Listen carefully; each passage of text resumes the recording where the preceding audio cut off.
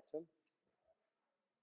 And thank you to Tash for reading the scripture reading for us earlier.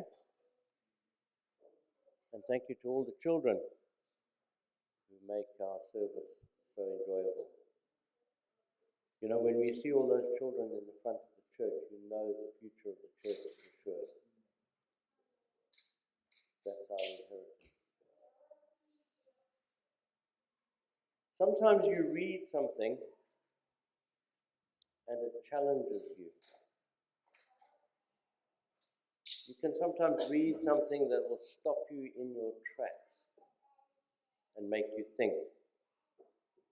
A few weeks ago, I read just such a thing. It was just one sentence, but it stopped me in my tracks. And I will share that sentence with you, but only right at the very end of this talk. The title of our sermon today is The Measure of a Christian. I could have phrased it another way, could have put it, do you measure up? How do you measure anything? You need some kind of instrument. You need some kind of reference to be able to measure something.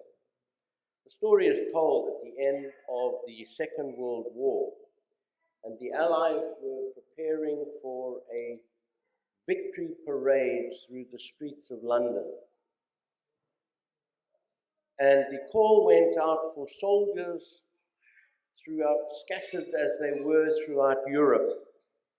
Each of the regiments was to send representatives who would march in the victory parade through the streets of London. But there was a certain criteria. The soldiers had to be a certain height. It didn't want any short soldiers. It had to look good.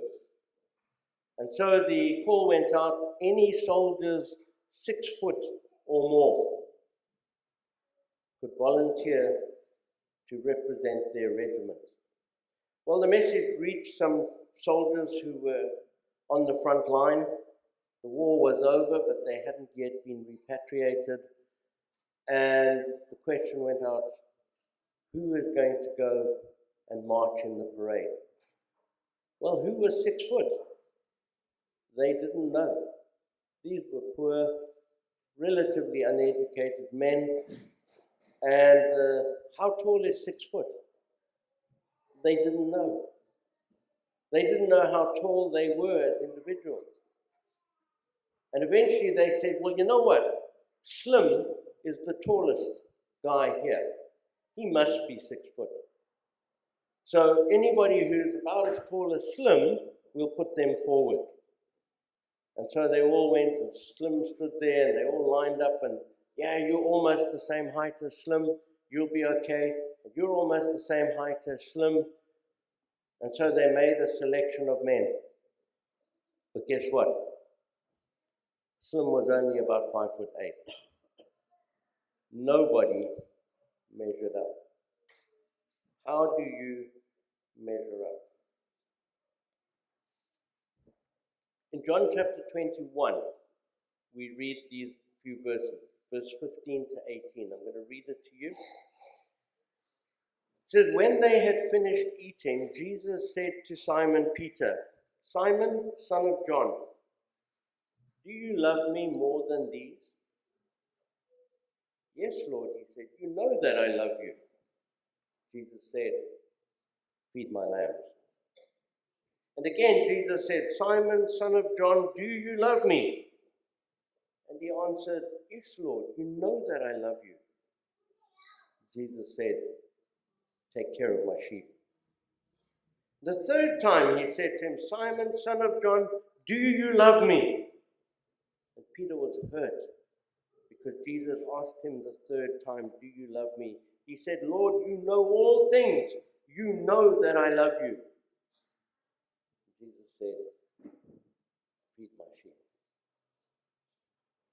Now, when we read these few verses, we lose something in the translation. Because in the English language, as I spoke about in Sabbath school this morning, we only have one word for love. but in Greek they have three. And Jesus asked 3 times, but he asked 3 different ways, which we don't always pick up on. And so if we go back the first time, he says, Simon, do you phileo me? Do you love me like a brother? Do you love me like a friend? Peter answers, yes, you know I do. And the second time he comes and he says, do you phileo me? Do you love me like a brother, like a friend? And Simon's a bit perturbed and he says, yes, you know I do. But the third time, Jesus says to him, Simon, do you agape me? That's a stunning question. Do you love me unconditionally as God loves you? What a powerful question. And the answer every time Jesus responds when Simon says yes, he says, feed my sheep. What kind of response is that? If you love me as a brother, feed my sheep. If you love me as a friend, feed my sheep. If you love me as God loves you, feed my sheep. You know, there's more to the story. It echoes the story when Jesus first called Simon and the other disciples. And it's prefaced by the same miracle. You read about it in Luke chapter 5. I'm not going to go there, but they had been fishing all night. Do you remember the story? And they caught nothing. And Jesus comes to them in the morning and he says, cast your nets on the other side. And they said, but we've been fishing all night, we've caught nothing, but because you say so. And they threw the nets over, and what happened? What happened? They caught so much fish, the nets began to break. And after that incident, Jesus called them to be fishers of men. What was the lesson? God can do anything. Now, at the end of Jesus' time here on earth, he does the same thing. The disciples are out fishing, and through a miracle, they catch so much fish, they have to call other boats to come and help them. But there's a difference. What happens this time? The net doesn't break. Is there some significance in that? Think about it. But there's also another part to the story. Jesus asks him how many times? Do you love me? How many times? 3 times. Why? Why this? It's like it's a new beginning for Simon. It's a new beginning for the disciples. Jesus has been crucified. He has risen from the dead. And he comes now and he says to Simon Peter 3 times, do you love me? Because Peter denied him 3 times. And so it's a reaffirmation of starting again, of encouraging Simon Peter. I know you betrayed me. I know you denied me. But I know that you love me. Feed my lambs. And who are the lambs? Who are the lambs? That's what this sermon is about. You may not have heard of Albert Edward Horsley. Hands up, anyone? Have you heard of Harry Orchard? Nobody? Oh. Harry Orchard was not a good man. Harry Orchard abandoned his wife and child, left them in poverty and hardship. He gambled. He was a con man. He sold false insurance policies. He got shares in a silver mine. Eventually, because of his gambling debts, he had to sell those shares, not once, but at least twice, the same shares to different people. He was dishonest.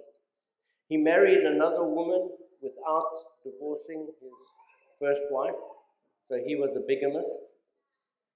But he's mostly known for the fact that he became a hitman for a miners' union in the state of Idaho. In 1905, Harry Orchard, as he liked to be called, rigged a bomb on the gate of the house of the former governor of the state of Idaho, a man by the name of Frank Steunenberg. When Frank Steunenberg came home and opened the gate, the bomb went off and Steunenberg was killed. A few days later, Harry Orchard was arrested for the murder of Steunenberg. During his interrogation, Harry Orchard confessed to more than 20 murders. People he had killed on behalf of the miners' union. People who they didn't like or who stood in their way.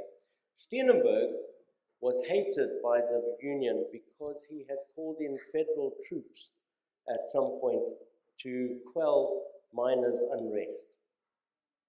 And so Harry Orchard was commissioned to kill Frank Steunenberg. He made 3 attempts previous to the one that succeeded. Good man? No. Nice man? No. But while he was in prison, waiting trial, Harry Orchard was given a Bible. And he began to read the Bible.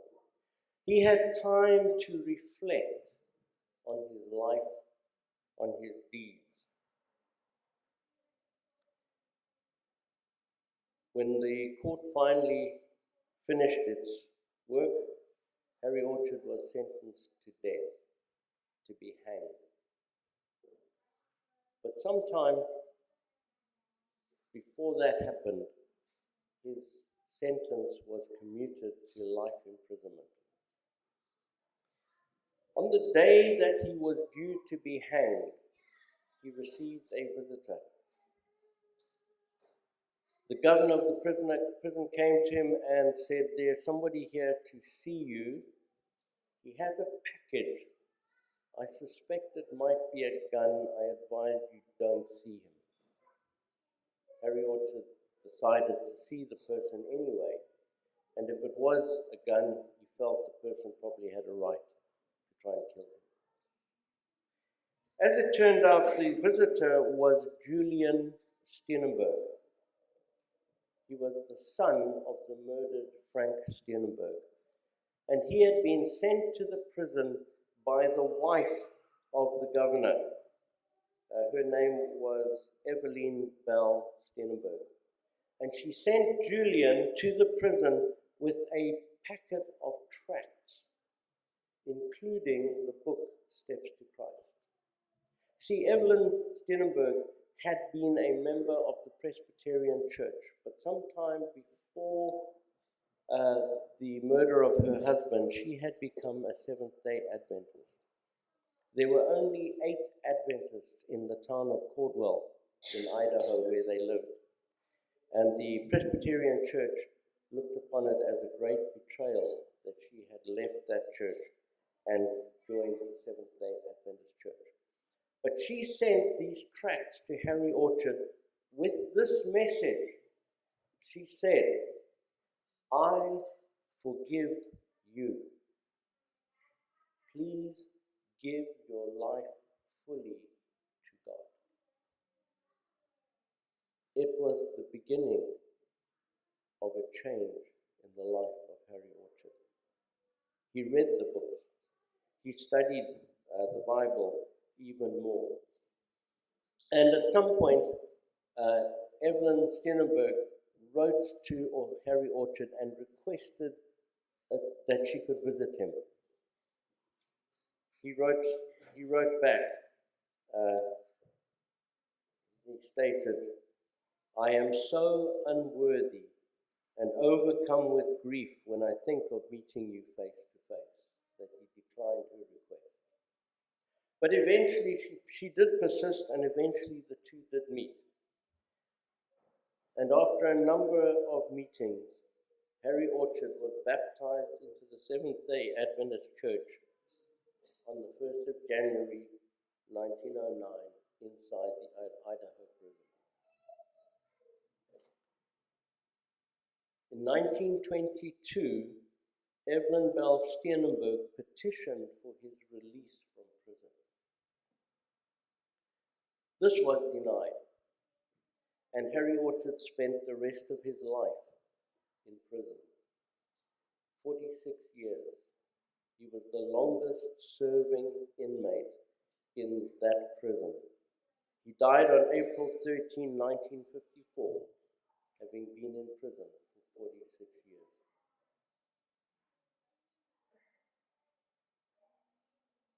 Good man?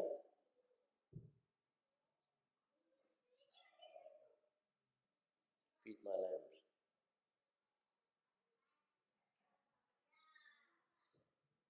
You've heard of Corrie ten Boom. Corrie ten Boom was a lady who lived in the Netherlands, and she and her family harbored Jewish refugees during the Second World War, hid them away in their house to keep them safe from the Nazis. But eventually, it was discovered what they were doing, and Corrie ten Boom, and her sister, Betsy, I think her name was, were sent to Ravensbrück concentration camp. Just before the camp was liberated, Betsy died. After the war, Corrie ten Boom became an evangelist. And her message, she traveled around Europe preaching a message of reconciliation, a message of reuniting the people of Europe after the devastating Second World War. She went and preached in Germany. And she held one such meeting in Munich, in a church in Munich. And I'm going to read her own words as to what happened next. It was in a church in Munich that I saw him, a balding, heavy-set man in a grey overcoat, a brown felt hat clutched between his hands. People were filing out of the basement room where I had just spoken. It was 1947, and I had come from Holland to defeated Germany with the message that God forgives. And that's when I saw him, working his way forward against the others. One moment I saw the overcoat and the brown hat, the next a blue uniform and a visored cap with its skull and crossbones. It came back in a rush. The huge room with its harsh overhead lights, the pathetic pile of dresses and shoes in the center of the floor, the shame of walking naked past this man. I could see my sister's frail form ahead of me, ribs sharp beneath the parchment skin. Betsy, how thin you were. Betsy and I had been arrested for concealing Jews in our home during the Nazi occupation of Holland. This man had been a guard at Ravensbrück concentration camp where we were sent. You mentioned Ravensbrück in your talk, he was saying. I was a guard there. No, he did not remember me.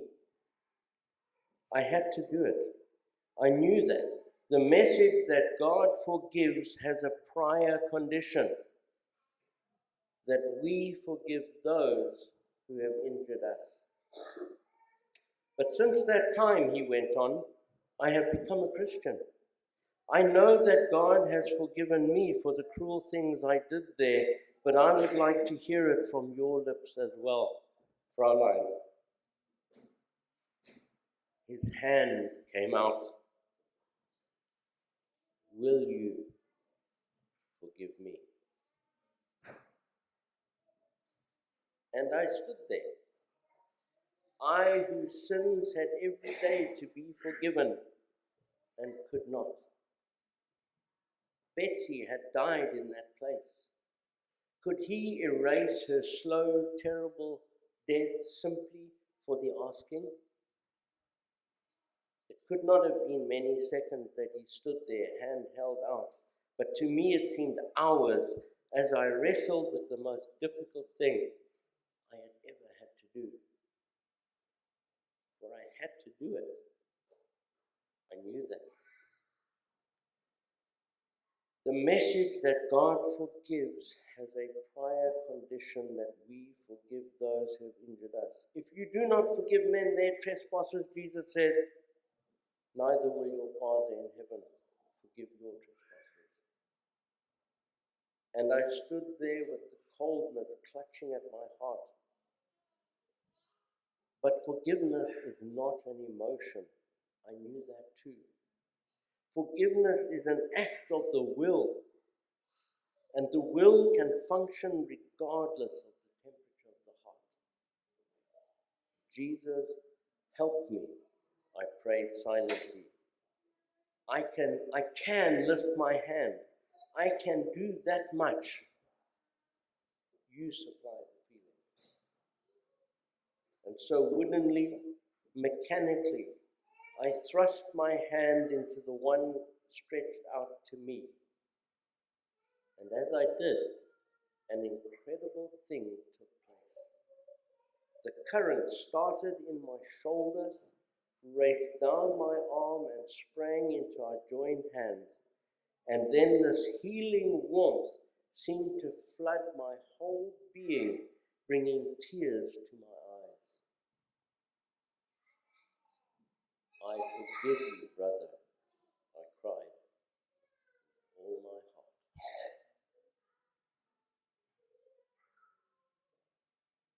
Could you feed that lamb? For a long moment we grasped each other's hands, the former guard and the former prisoner. I had never known God's love so intensely as I did there.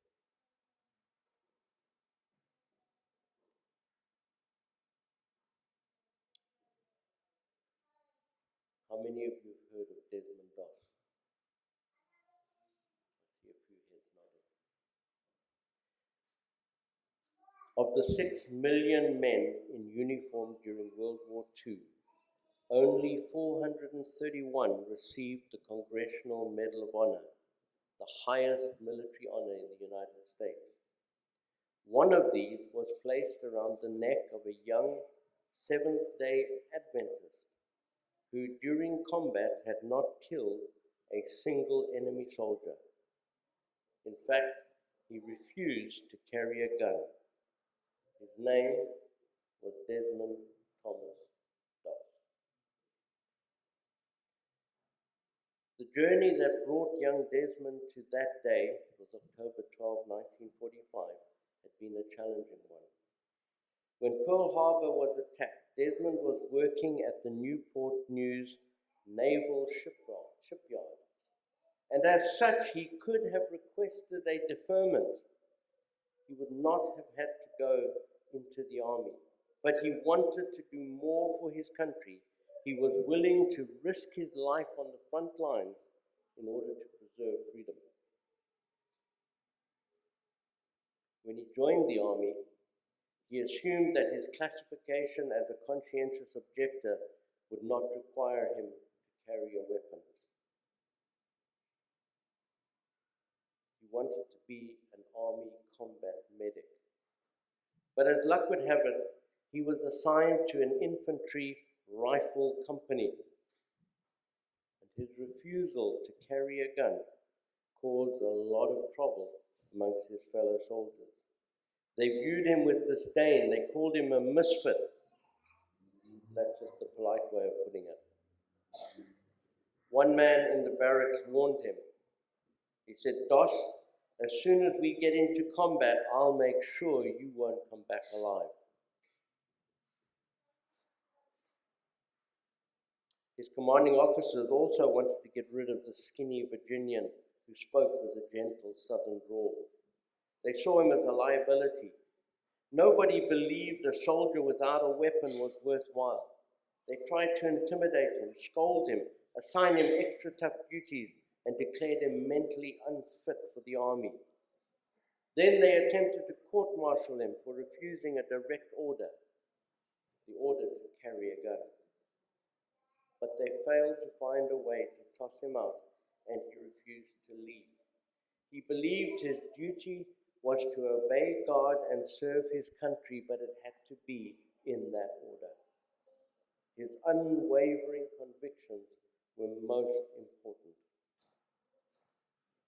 Then on top of that, the army was exasperated to find out that he had another personal requirement.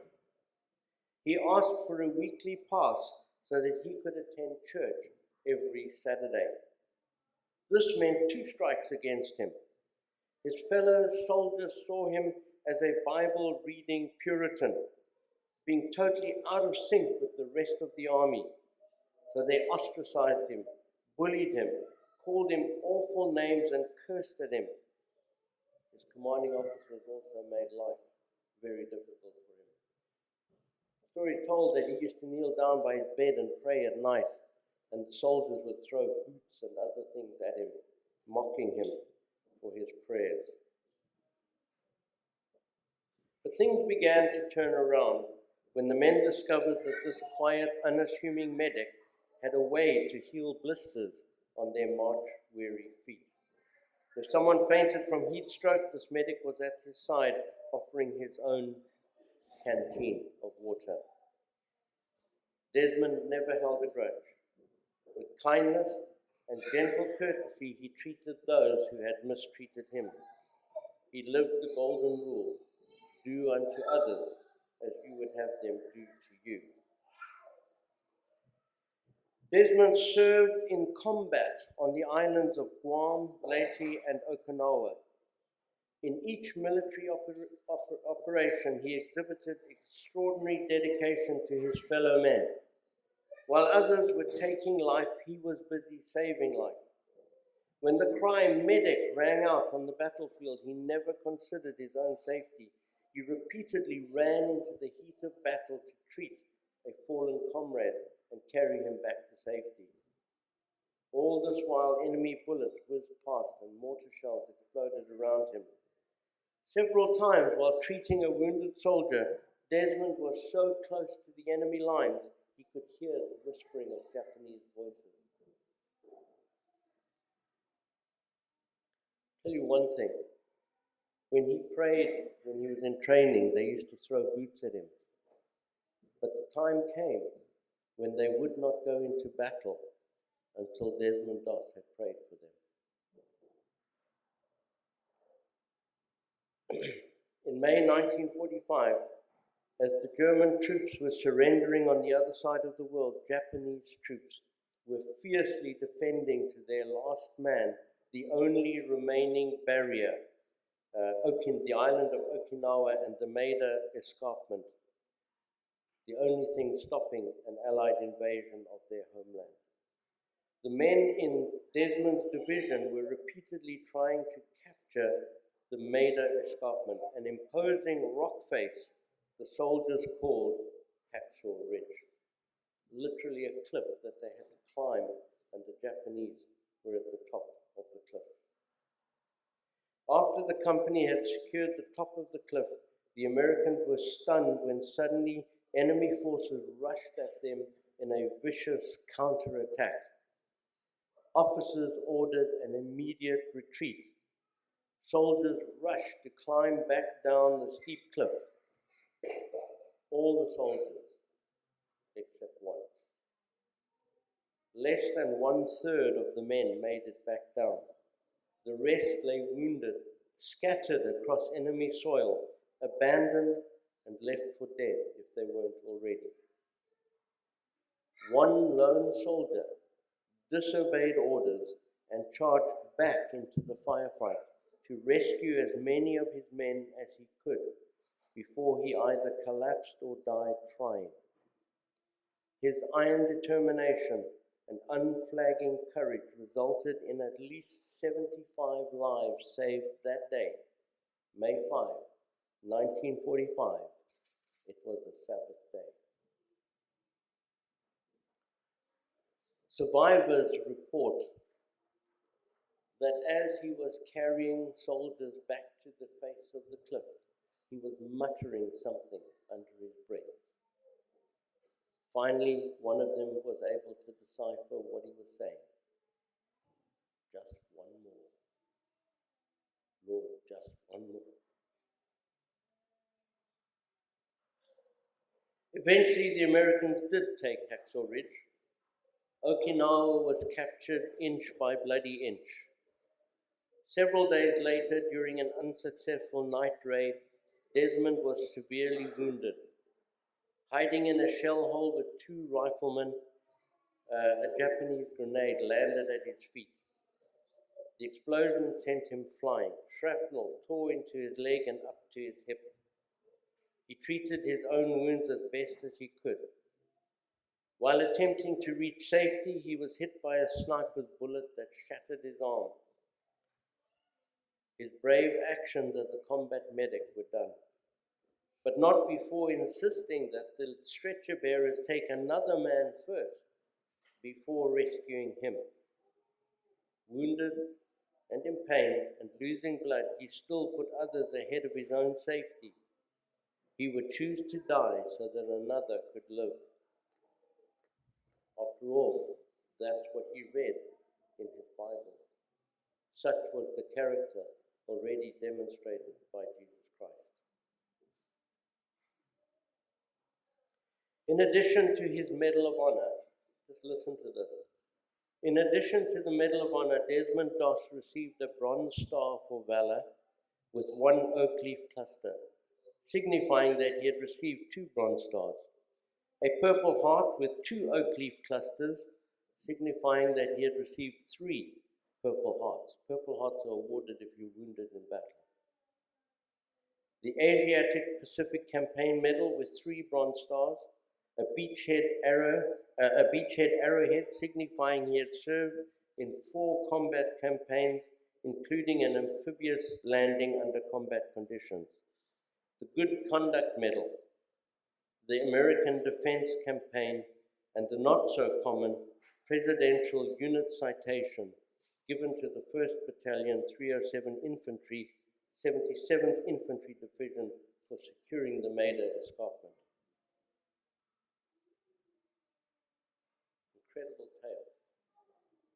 But you know, the thing that strikes me most about this story, and I don't want to denigrate in any way his bravery, the things that he did, but the thing that is not mentioned much in the tales of Desmond and his bravery is that after the Americans finally captured Okinawa, and in particular the Maida Escarpment, the place that they called Hacksaw Ridge, they found Japanese soldiers whose wounds had been treated with American bandages. Not only was Doss doing everything he could in his power to save the lives of his fellow soldiers, but he also attended to the wounded enemy.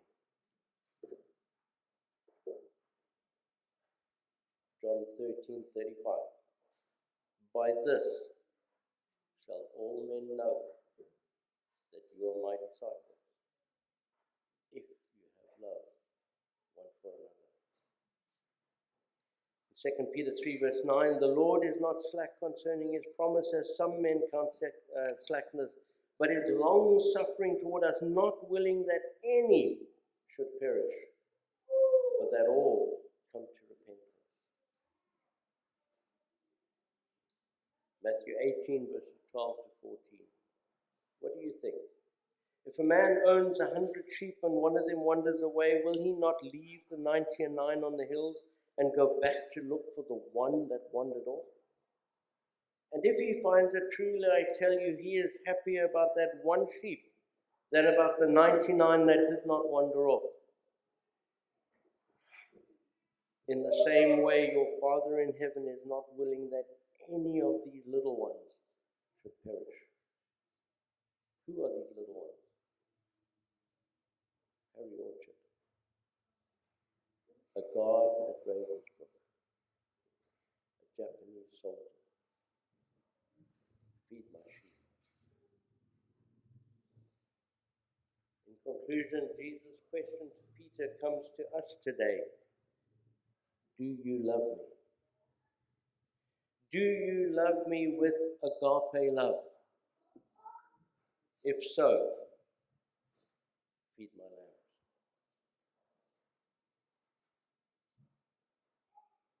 I told you a few weeks ago I read something that led to this sermon.